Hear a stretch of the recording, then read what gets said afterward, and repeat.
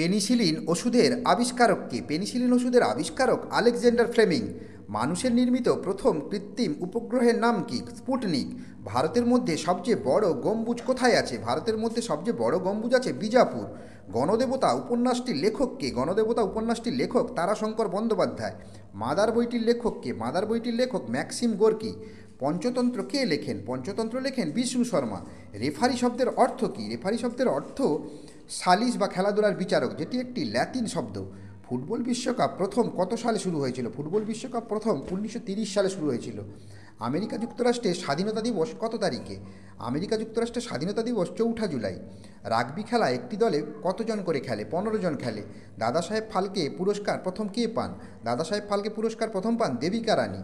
কোন রাজাদের আমলে খাজুরাহের বিখ্যাত শিব মন্দির নির্মিত হয়েছিল? চান্ডেল। মানুষের মুখে কয় শ্রেণীর দাঁত থাকে? মানুষের মুখে 4 শ্রেণীর দাঁত থাকে। কোন দেশ আমেরিকা যুক্তরাষ্ট্রকে স্ট্যাচু অফ লিবার্টি উপহার দিয়েছিল? ফ্রান্স উপহার